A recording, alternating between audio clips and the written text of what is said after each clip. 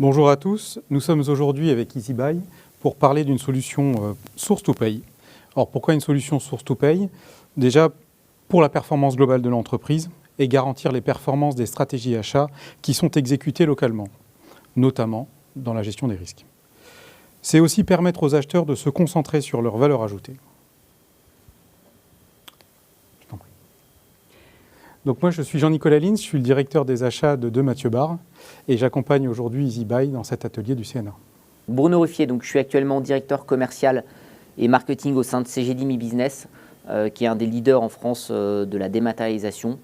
Et je suis également membre de la FNFE, qui est le Forum national de la facture électronique, sur lesquels on travaille aujourd'hui, notamment sur tous les enjeux de la loi de finances sur la facturation électronique. Bonjour à tous, Fabien Merchers, je suis directeur des opérations chez IBAT. J'ai commencé ma carrière comme acheteur puis manager achat et évolué pendant une dizaine d'années chez des majors du BTP. Et j'ai développé à cette occasion une passion pour le digital, pour les projets de transformation digitaux. Et j'ai rejoint IBAT il y a 2 ans pour mettre cette expérience au service des clients dans la conduite de nos projets. Bonjour à tous, Mélanie Lehoux, je suis la CEO d'IBAT.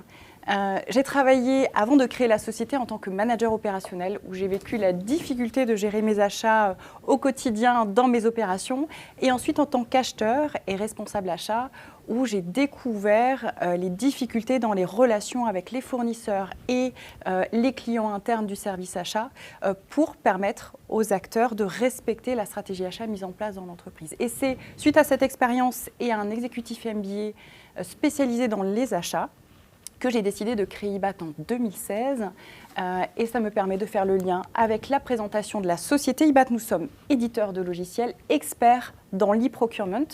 Nous avons travaillé pendant plusieurs années dans le secteur du BTP où nous avons pris notre expérience et nous avons réussi à constituer une solution qui permet de gérer des volumétries de données très complexes, importantes et également des acteurs qui n'ont pas l'habitude de gérer leurs achats et du digital. Et c'est grâce à cette expérience sur laquelle nous avons capitalisé qu'aujourd'hui, nous proposons une solution qui s'appelle EasyBuy, qui est la nouvelle solution de Source to Pay généraliste. Et comme son nom le montre quand on le prononce, c'est la solution qui permet à l'entreprise de bout en bout d'acheter simplement de manière efficace et qui va apporter la performance à l'entreprise. Donc le but de la solution, ça va être de garantir la performance achat à l'échelle du groupe pour que la stratégie achat soit appliquée par les opérationnels et en même temps de déléguer sereinement l'acte d'achat aux opérationnels qui sont dans la plupart des entreprises les personnes qui réellement passent les commandes. Donc c'est vraiment une recherche d'un ROI rapide grâce à la simplicité de la solution, grâce à une prise en main facile et on va y revenir dans le détail tout à l'heure. Grâce à une adoption optimale des utilisateurs, parce que si les personnes n'adoptent pas la solution, la stratégie achat ne pourra pas être déployée et le ROI ne sera pas obtenu par l'entreprise. Et enfin, une rapidité de déploiement qui est assez impressionnante.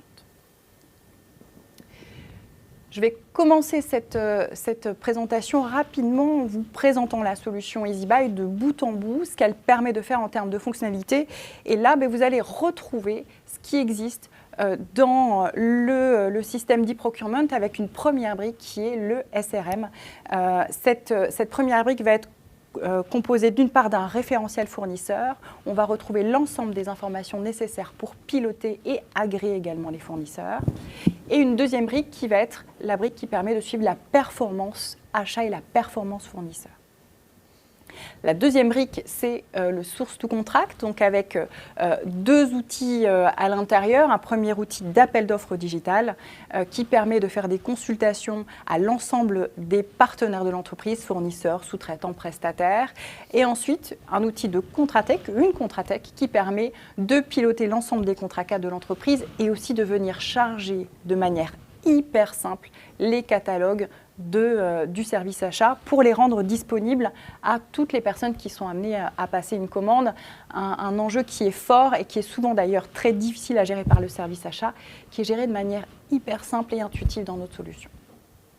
Et ensuite, toute la brique Procure to Receipt qui permet d'une part de naviguer comme on le fait le soir dans son canapé pour trouver ses articles, avec des écrans simples, intuitifs et vraiment adaptés aux personnes qui recherchent les articles pour commander. Derrière, la demande d'achat qui va se transformer en bon de commande, bien sûr la réception des livraisons. Et ensuite, tout ça permet d'avoir en temps réel la gestion des consommations par rapport au budget. Ça veut dire qu'on sait à l'instant T si on est en train de gagner ou de perdre de l'argent par famille d'achat ou par projet de l'entreprise. Et cette vue 360 sur la partie achat est complétée par une brique qui est l'Invoice to Pay. Bruno, je vous laisse compléter cette partie-là. Exactement. Du coup, ce qui est extrêmement intéressant, c'est que tout sera intégré dans la solution, de la partie acquisition de la facture jusqu'au matching entre la commande et la facture, qui permettra via des workflows de validation d'avoir le bon à payer pour les bénéficiaires de cette solution. Tout à fait. Et d'ailleurs, quand on parle des bénéficiaires et du périmètre qui est adressé par EasyBuy, est-ce que vous pouvez nous en dire un petit peu plus sur les natures des dépenses, sur le secteur d'activité et aussi la population qui va utiliser la solution ? Exactement. La nature des dépenses couvertes, globalement, on va parler de tout ce qui est achat direct, indirect, toute la partie des achats stockés, de la sous-traitance, bref, tout ce qui couvre en fait la partie des modules achats. Et là, en fait, la particularité, c'est qu'on s'adresse à tout secteur d'activité. Donc on n'est pas uniquement sur l'univers du bâtiment, ce qui était un petit peu l'ADN d'IBAT. Là, aujourd'hui, on va vraiment être généraliste, aller chercher des secteurs dans l'FMCG, dans l'IT, dans l'aéronautique, l'énergie. Bref, vraiment, tout type de population peut utiliser la solution.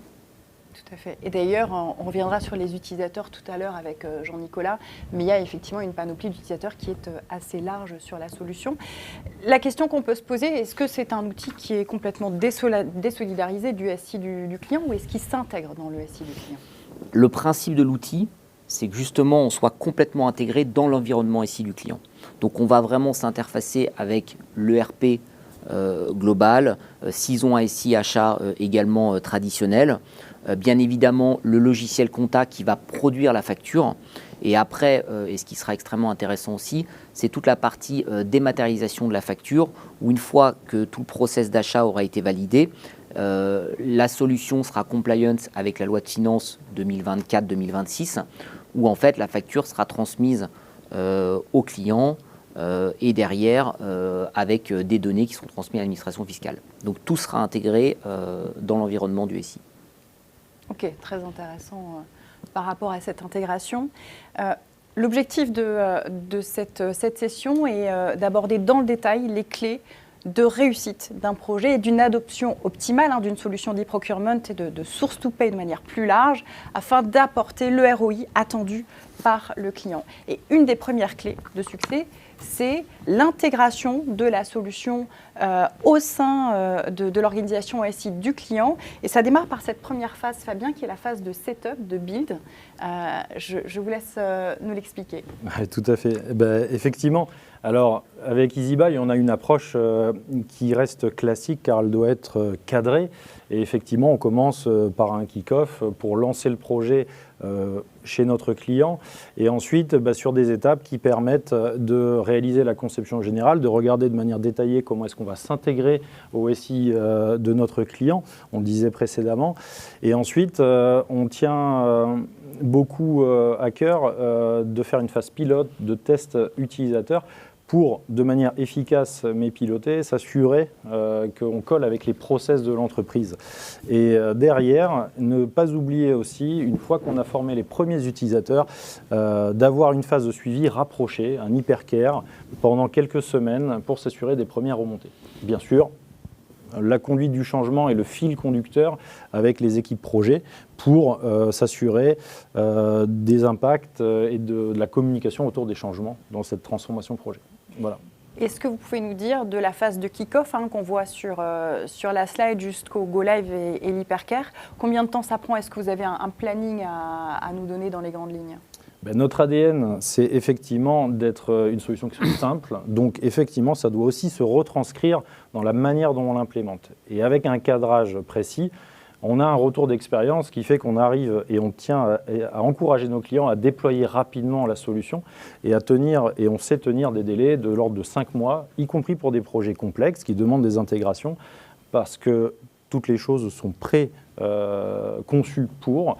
Et effectivement, avec un pilote de 1 mois, le 6e mois, 6 mois après un kick-off, les premiers utilisateurs sont live et après, ça dépend du nombre d'utilisateurs à déployer.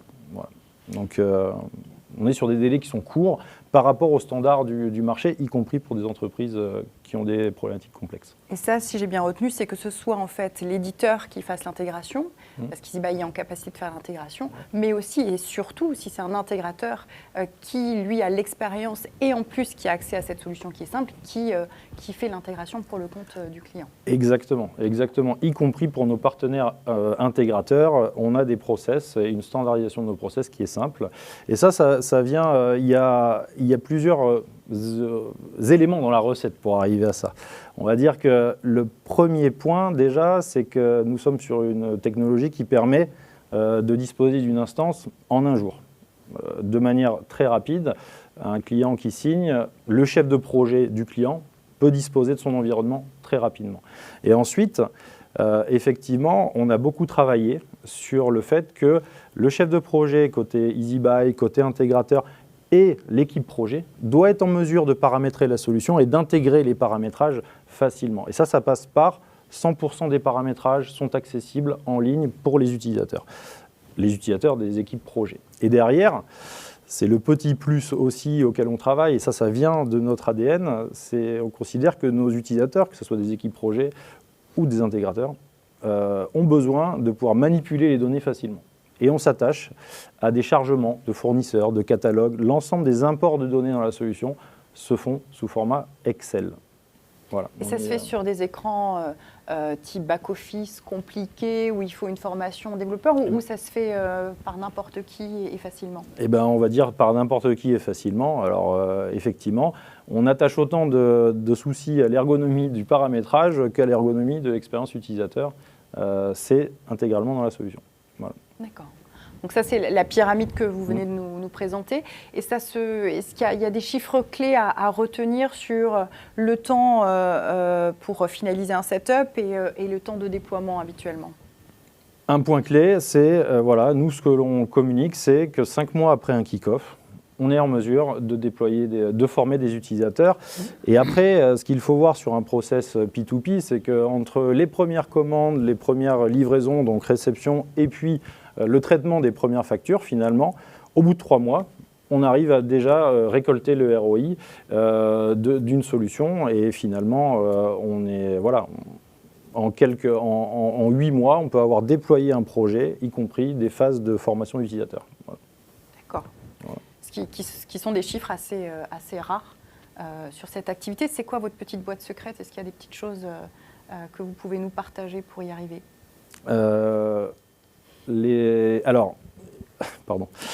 Pour y parvenir, c'est vrai qu'on approche nos clients avec finalement une méthodologie qui est sur étagère, qui nous est propre et qui permet d'embarquer les équipes projet de manière la plus cadrée possible.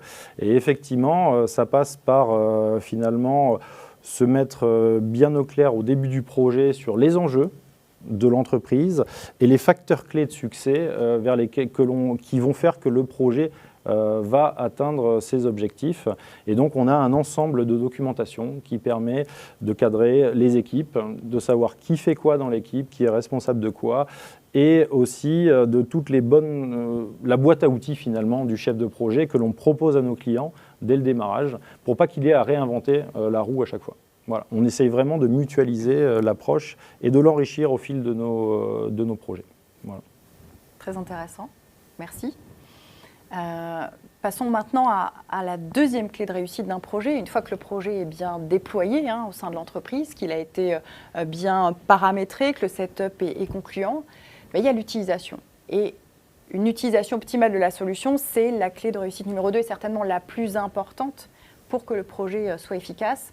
Parce que si l'outil d'e-procurement est beau, s'il est bien mis en place, tant qu'il n'est pas utilisé par les utilisateurs, finalement, on ne bénéficie pas de sa valeur ajoutée et du ROI qu'on est venu chercher. Donc c'est un point qui est effectivement central. Jean-Nicolas, vous êtes là pour nous en parler, vu que vous avez déployé la solution au sein de votre groupe et de l'ensemble des filiales et des établissements de votre solution. Tout d'abord, la première question que j'ai envie de vous poser, c'est est-ce que cette solution est utilisée par beaucoup d'utilisateurs ou est-ce que ça cible vraiment quelques personnes au sein de l'entreprise? Ah non, cette solution, elle a vocation à être déployée, à être utilisée par l'ensemble de l'entreprise, par l'ensemble des services. C'est d'ailleurs pour ça qu'on l'a retenue. Que ce soit les acheteurs, évidemment, qui sont les premiers concernés, mais également toute la finance, les opérationnels. Mais n'oublions pas qu'au-delà des utilisateurs internes, puisqu'on peut avoir les agences aussi, les opérationnels qui peuvent travailler dessus, n'oublions pas qu'on a parfois des gens qui n'ont pas l'habitude de passer des commandes également. Donc au-delà de l'interne, on a aussi toute l'entreprise étendue. Et il est primordial d'embarquer les fournisseurs, nos sous-traitants, nos prestataires dans cette solution. Donc vraiment, la solution, enfin les utilisateurs de la solution concernent l'ensemble finalement de la chaîne de valeur amont, que ce soit en interne qu'en externe. D'accord, donc ça touche vraiment un public. Et alors pourquoi est-ce que, vu qu'on touche un public qui est large et des gens qui ne sont pas forcément habitués à l'informatique d'ailleurs, pour les opérationnels, pourquoi est-ce que les solutions aujourd'hui qui existaient sur le marché jusqu'ici étaient complexes d'utilisation? Pourquoi est-ce qu'on avait des écrans qui étaient plutôt difficiles à adapter? La technologie a beaucoup évolué ces dernières années. On le voit dans notre quotidien, on le voit partout. On peut avoir une certaine forme de résistance au changement pour changer d'utilisateur et basculer sur ces nouvelles technos. Mais finalement, on le voit dans notre quotidien. On utilise plein de nouveaux outils qu'on n'utilisait pas il y a quelques années, les puissances de calcul, les softs, enfin tout cet environnement évolue et c'est peut-être là-dessus qu'il faut qu'on s'appuie pour continuer à avancer et continuer à évoluer. Donc c'est vraiment les nouvelles technologies qui permettent des écrans plus simples qui sont une clé importante de succès. Et peut-être qu'au-delà de la technologie, cette technologie permet une meilleure prise en compte de l'utilisateur. Exactement. Et effectivement, si on le voit dans les écrans, j'ai un petit problème, je n'arrive pas à passer à la slide suivante. Voilà, pardon, je reviens. Effectivement, s'adapter aux utilisateurs, ça veut dire faire des écrans simples, intuitifs. Vous voyez actuellement les écrans de la solution EasyBuy qui vont défiler sur les slides. Est-ce que les écrans sont à la portée des utilisateurs et est-ce que le fait d'avoir un écran qui est intuitif, c'est vraiment important? Ah, c'est primordial.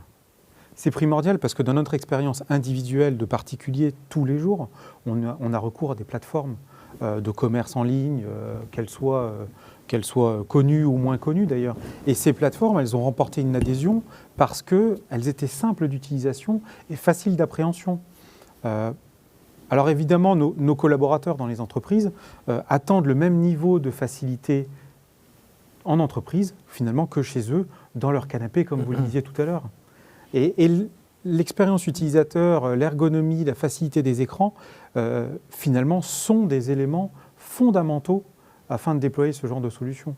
Ça permet de vraiment remporter l'adhésion des utilisateurs, y compris ceux qui sont peut-être un peu plus récalcitrants et qui ont plus de mal avec les outils informatiques. Est-ce qu'on peut même parler d'une notion de plaisir pour les salariés à utiliser cette solution? À partir du moment où on leur enlève des tâches chronophages, qu'on leur facilite le travail au quotidien, qu'on leur permet d'éviter des doubles saisies, des triples saisies, oui, peut-être un peu plus de plaisir dans le travail quand on supprime toutes ces tâches finalement qui sont sans valeur ajoutée. D'accord. On voit actuellement des écrans de dashboard qui circulent, des écrans de la Contratech. Vous me dites souvent, ce qui est important, c'est la solution, c'est sûr, mais aussi la qualité des catalogues qu'on met à l'intérieur. Et là, qu'est-ce qui est important pour vous? Quelles sont les fonctionnalités ou la qualité des écrans d'EasyBuy qui font que c'est adapté pour vos équipes? On a souvent besoin de beaucoup de souplesse quand on fait évoluer nos catalogues. Que ce soit les produits, on voit qu'il y a beaucoup d'innovation, donc il faut qu'on soit capable d'aller vite pour introduire des nouveaux catalogues. Il faut qu'on soit capable aussi, dans cet environnement économique très fluctuant, d'être capable de changer rapidement les prix. Et cette capacité qu'offre la solution finalement de modifier soi-même les catalogues est un vrai plus. à mon sens. Et ça permet vraiment d'accompagner le déploiement de cette stratégie achat au plus près des utilisateurs qui, finalement, sont ceux qui la mettent en œuvre au quotidien. Très intéressant, très intéressant. Vous voyez sur la slide également un écran mobile, smartphone. C'est vrai qu'il y a beaucoup d'opérationnels qui sont en mobilité quand ils passent des commandes et qui ne peuvent pas s'asseoir derrière un PC, un ordinateur pour écrire la commande. Les équipes EasyBuy ont fait un travail de fond pour permettre cette commande sur smartphone sans connexion Internet, parce qu'il y a une technologie pointue qui permet d'embarquer toute la base articles sur la solution, ce qui est une prouesse technologique d'ailleurs. Est-ce que c'est utile pour vos équipes? C'est primordial. C'est primordial parce que qu'on soit, peu importe le secteur d'activité dans lequel on est, on voit bien qu'aujourd'hui, on emmène avec soi toujours un smartphone, toujours une base de données, qu'on veut y accéder depuis une réunion, depuis un site déporté ou même à l'intérieur d'un grand site quand on n'est pas à son poste. Et oui, on doit être capable de réagir rapidement, d'être capable de prendre l'information sur le moment et d'avoir cet outil, enfin cette application en mobilité. Pour moi, c'est primordial. De la même manière que peut-être qu'on n'aura plus que des applications mobiles dans le futur, mais en tout cas, celle-ci, clairement, elle s'inscrit dans cette logique de souplesse, de réactivité que nous en apprécions beaucoup. Très bien. Merci Jean-Nicolas. Sur la partie Invoice to Pay, on a toujours l'impression que ce sont que des administratifs finalement qui sont sur la solution et qui ont l'habitude de travailler dans des logiciels complexes. Et en fait, vous avez réussi à faire une approche très intéressante récemment sur les écrans, à retravailler les écrans pour arriver finalement presque aussi à une utilisation qu'on retrouve dans notre canapé pour passer une commande, aussi pour gérer et valider les factures. Alors, effectivement, le look and feel est inspiré de notre portail aujourd'hui SAI by CGDIM, où en fait, on a l'ambition, en tout cas, c'est d'avoir des dashboards qui soient simplifiés et qui soient aussi en temps réel. Donc en fait, on utilise toutes les technologies Power BI notamment, où du coup, on va avoir la possibilité de retrouver tout un type de données importantes en temps réel, avec des écrans qui sont simples d'utilisation. Et aujourd'hui, on a 2 millions d'entreprises qui sont connectées sur notre portail et qui utilisent le portail sans aucune formation spécifique. Et c'est vraiment l'enjeu clé qu'on retient. Effectivement, c'est que s'il est nécessaire de former des équipes pendant plusieurs jours, sachant qu'il y a du turnover dans les entreprises, sachant qu'il y a de nouveaux établissements qui peuvent se créer, il y a Exactement. des croissances souvent dans les entreprises actuellement, c'est chronophage, ça demande aussi beaucoup de moyens, parce qu'une formation, ça coûte de l'argent pour l'entreprise. Et le fait d'avoir des solutions qui soient faciles d'accès, sans formation longue et sans lourd investissement, c'est très intéressant. Une autre question par rapport à l'utilisation de la solution, les écrans simples, c'est maintenant nécessaire, c'est de l'obligatoire. Au niveau de la méthode du support qu'EasyBuy apporte, comment est-ce que ça fonctionne? Quel est le rouage qui se met en place pour que chaque client puisse prendre en main la solution facilement et surtout aussi faire appel si jamais il a besoin d'aide? Effectivement, merci Mélanie de mettre ça en évidence, mais c'est vrai que dans la vie courante, il est très important de pouvoir accompagner nos utilisateurs. Et ça passe déjà par accompagner les équipes projets, c'est-à-dire que avec la solution EasyBuy, il y a un référent, un account manager qui va connaître le client précisément, qui va l'accompagner et qui va l'accompagner sur la vie du projet. Et ça, c'est quelque chose de déterminant pour être efficace. Comprendre ces problématiques au fil de l'eau. Mais ensuite, au-delà du suivi du projet, finalement, au quotidien, on s'est aussi doté des meilleurs outils en termes de gestion du ticketing. Et quand on parle du ticketing, ça fait un petit peu old school, mais EasyBuy est une nouvelle solution. On a aussi un ticketing qui permet d'être omnicanal. C'est-à-dire qu'on reçoit des appels, on reçoit des mails, on reçoit même de temps en temps des SMS que l'on traite et que l'on suit pour interagir avec nos clients et leur répondre de manière efficace. Et ça passe par finalement, en gros, n'importe quelle entrée est suivie et on rappelle avec des SLA qui permettent d'avoir des premiers niveaux de réponse en 24 heures. Voilà, on ne va pas tout résoudre. Mais derrière aussi, dans la technologie, la solution est simple, mais les cas d'usage, on s'est rendu compte que les cas d'usage les plus simples, par rapport à des besoins où nos clients nous disent on ne va pas former nos utilisateurs pendant 3 jours et ainsi de suite, quand ils rentrent dans la solution, il y a aussi ce que l'on appelle un GPS applicatif. C'est une nouvelle tendance qui est intégrée à la solution, qui permet de guider sur des scénarios simples, comment passer ma commande, la souris est guidée, et en fait certains de nos clients ne forment même plus les utilisateurs. En fait, ils leur donnent des accès et on se rend compte que ça marche. Il y a juste après à expliquer les process internes, mais en termes de solutions, on arrive à les guider comme ça, directement de manière native. Voilà. Et ce qui est assez étonnant, c'est que même le helpdesk, qui fait partie de ces rouages, propose des écrans qui sont très simples. Et je crois qu'il y a beaucoup de vidéos d'ailleurs d'utilisation de la solution. Oui, effectivement, parce qu'en fait, nous sommes une solution en continuelle évolution. Il y a des nouvelles fonctionnalités qui arrivent, qui sont accessibles à l'ensemble de nos clients. Et du coup, nous faisons un travail de documentation et on va dire les renvois du site quand il y a une question, renvoient vers une base de connaissances qui est orientée à la fois pour les utilisateurs de base, sur des besoins simples, mais aussi pour nos équipes projets, histoire d'avoir une base de connaissances qui soit efficace. Voilà. Alors si je comprends bien, c'est cette roue-là qui résume un peu tous les messages qu'on vient de passer finalement et que vous venez de mettre en avant sur la roue de réussite d'un projet et d'une solution qui apporte sa valeur ajoutée au client. C'est quoi réellement les 2 points forts, si on doit résumer 2 points forts de la solution ? On a l'ADN et les codes d'une marketplace.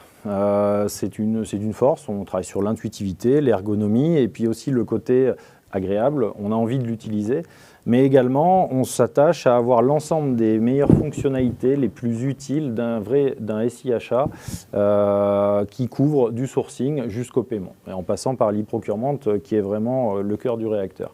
Et en fait, c'est ça qui, à mon sens, fait la force d'EasyBuy aujourd'hui, c'est d'être un concentré des fonctionnalités les plus utilisées et qui créent de la valeur dans les entreprises. Voilà.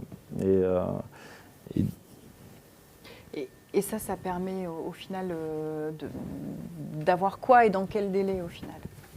Ça permet d'avoir des clients qui nous manifestent le fait que l'adoption des utilisateurs est rapide et maximale, puisqu'elle se fait, on a beaucoup d'utilisateurs qui sont ambassadeurs de la solution en interne, même des clients qui nous disent on est dépassé par les événements parce qu'ils veulent tous des logins.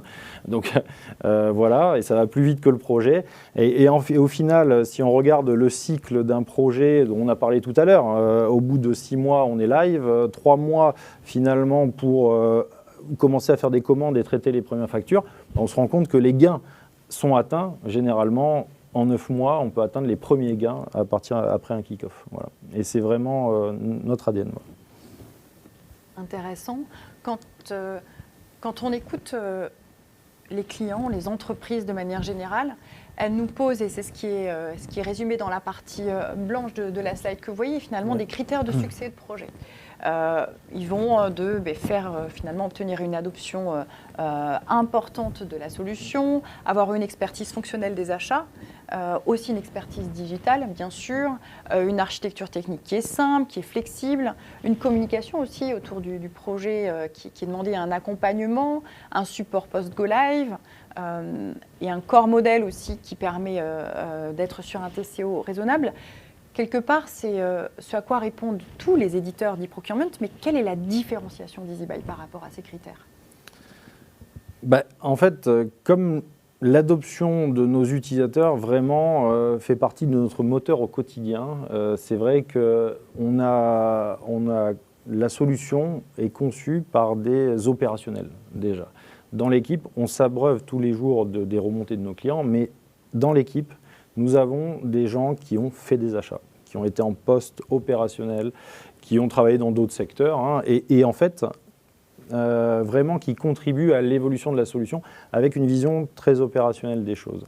Et en fait, ça passe, et ça nous permet aussi d'avoir des niveaux de discussion avec des organisations qui peuvent être complexes de temps en temps, mais où on connaît leurs problématiques. C'est vrai qu'on a l'occasion d'échanger régulièrement avec vous, Jean-Nicolas, sur la compréhension de vos problématiques et comment la solution va pouvoir répondre à vos futurs enjeux. Ensuite, voilà, il y a un élément aussi dans le projet que l'on met en place, c'est la gouvernance. Et c'est finalement s'assurer qu'avec le client, au démarrage d'un projet, on est bien d'accord au début sur les enjeux qui sont propres à ce client, les objectifs qu'il veut atteindre, et on s'assure aussi de le suivre en continu, y compris après le go-live. On ne s'inscrit pas juste dans une licence et une utilisation. Non, on va accompagner au succès de ce projet avec des account managers qui sont experts des solutions, mais aussi des comptes clients. Voilà. Et on a, en complément de ça, finalement, une solution qui nous permet d'évoluer facilement, puisque comme effectivement, nous n'avons pas de dette technique, nous avons un code qui est récent et qui nous permet d'être flexible et de s'adapter à des besoins futurs. Et on pense qu'aujourd'hui, la solution est ergonomique, facile d'utilisation. Voilà. Enfin, un point déterminant, et on l'a abordé juste précédemment, sur l'aspect accompagnement des utilisateurs, le centre d'aide qui est accessible par différents canaux, des tutos vidéo, un GPS digital, c'est finalement un fonctionnement pour lequel on a des bons retours et qui nous encourage aussi à l'enrichir et qui contribue à l'utilisation de la solution. Voilà. Et je vois effectivement que la prise en compte du client est vraiment centrale dans l'approche que vous venez de décrire. Et on va même jusqu'au bout sur le modèle économique, parce que dans ce modèle économique, il y a effectivement un run qui n'est pas facturé pendant les mois du setup, pour que vraiment le client paye le run à partir du moment où il utilise la solution, ce qui est rare, ce qui n'existe pas par ailleurs sur le marché, et qui reprend vraiment le besoin du client qui est de dire je paye ma solution une fois que j'en trouve les bénéfices et que je l'utilise. Et il y a une forme d'incentive pour nous aussi en interne, puisque effectivement on est encouragé aussi au succès de nos clients et effectivement sans se précipiter à s'assurer qu'une fois que le client est là, il soit satisfait. Effectivement, c'est un modèle de facturation qui est innovant. Très bien. Je rebondis sur ce que vous veniez de dire sur pas de dette technique, une agilité forte sur la solution. Et ça m'emmène sur la troisième clé de succès qui est l'innovation continue portée par l'éditeur, qui lui est propre et ça va dépendre de son organisation. Et là, il y a une recette pour qu'un éditeur soit à la pointe de l'innovation qui est assez subtile à mener. Et elle s'appuie sur la pyramide que vous voyez là, qui est d'abord, à la base, l'ADN de l'entreprise doit être la co-construction avec les clients utilisateurs. Et ça passe par des méthodes. La méthode de Lean Startup en est une qui fonctionne très bien d'ailleurs, qui permet de mettre l'utilisateur, le client, au cœur de la solution, voire même dans la conception, d'écouter ses idées et de les intégrer dans la solution, qui est vraiment une méthode qui est partagée par l'ensemble de l'équipe produit dans chacune des fonctionnalités, les fonctionnalités core qui sont à l'initiative de la solution depuis la création de la solution, mais au quotidien encore. On peut parler du dernier e-club d'ailleurs que nous avons fait, où là, pendant plusieurs ateliers, nous avons fait participer nos clients à la conception de futures fonctionnalités. Le point qui a déjà été nommé tout à l'heure par Fabien, qui est le fait de dire qu'il n'y a pas de dette technique, effectivement, la technologie récente, c'est un atout fort qui enlève toutes les barrières et qui fait que l'éditeur peut intégrer facilement, en quelques jours des fois, pour certaines fonctionnalités, la demande de devis, la géolocalisation des fournisseurs, de nouvelles fonctionnalités qui apportent beaucoup de valeur aux clients, alors qu'avec des technologies qui ont déjà une dizaine, une quinzaine d'années, qui sont les technologies qui existaient sur le marché avant EasyBuy, c'est plus compliqué, ça prend plus de temps et les effets de bord aussi sont plus importants. Et en haut de la pyramide, il y a aussi une compréhension des enjeux du client. Et effectivement, Fabien le mentionnait rapidement tout à l'heure, mais l'expertise métier, le fait de comprendre les besoins des clients pour avoir vécu à leur place avant, c'est quelque chose qui est important chez un éditeur d'e-procurement. Le fait d'avoir des responsables achats, d'anciens acheteurs dans son équipe, c'est un point qui est important. Et c'est ce mélange de ces trois ingrédients qui font qu'un éditeur d'e-procurement de source to pay complet peut vraiment être à la hauteur des enjeux d'une direction achat et d'une direction d'entreprise, parce qu'on le rappelle, effectivement, la stratégie achat est étroitement liée et découle de la stratégie d'entreprise, et c'est ce qui va apporter de la performance et des gains financiers, parce qu'on est là pour apporter des gains financiers aux entreprises. Donc en conclusion de ce qu'on vient de se partager, s'il y avait 3 éléments à retenir pour choisir un bon logiciel de source to pay, ce sont les 3 qui sont affichés là. Hein. Tout d'abord, un projet de build qui est maîtrisé et rapide. Combien de projets d'e-procurement prennent 18 mois, 36 mois à être déployés parce que la recette pour déployer n'est pas bien en place, parce que l'outil est trop compliqué à paramétrer. Hein. Pour certains outils, il ne suffit pas d'appuyer sur un clic pour créer un environnement, alors que c'est le cas d'ailleurs chez EasyBuy. Donc avoir un projet de build maîtrisé et rapide, c'est vraiment la première brique importante. La deuxième, c'est une solution qui apporte les fonctionnalités qui sont attendues par vos directions achats à vous clients et qui permet d'assurer la performance achat escomptée. Donc là, on est vraiment dans la fonctionnalité, le processus que nous avons vu en début de présentation qui est important avec toutes les briques par rapport aux objectifs que vous, en tant que client, vous posez, parce qu'en fonction de vos stratégies, vous aurez besoin de certaines fonctionnalités et potentiellement pas besoin d'autres fonctionnalités qui sont peut-être plus optionnelles dans votre organisation. Donc c'est vraiment faire un matching entre vos objectifs et les fonctionnalités. Et enfin, la dernière brique, si on veut que la solution soit déployée et qu'elle apporte son ROI, c'est une solution qui est intuitive, qui est simple, qui va être efficace à utiliser. On parlait de la notion de plaisir, bien sûr, tout à l'heure, mais l'essentiel, c'est qu'elle permette de déléguer sereinement les achats aux opérationnels pour que les opérationnels restent dans la stratégie achat qui est définie par le groupe et d'obtenir rapidement le ROI qui est souhaité par l'entreprise. Donc voilà pour les 3 clés, quelque part, qui sont importantes demain quand vous allez choisir un logiciel de source to pay. Merci Mélanie. Merci Fabien, merci Bruno. Vous le voyez, EasyBuy peut être une belle solution pour accompagner votre transformation digitale. N'hésitez pas à les solliciter, que ce soit Fabien ou Mélanie, dont les coordonnées s'affichent à l'écran. Et on vous retrouve dans quelques instants pour la session des questions-réponses.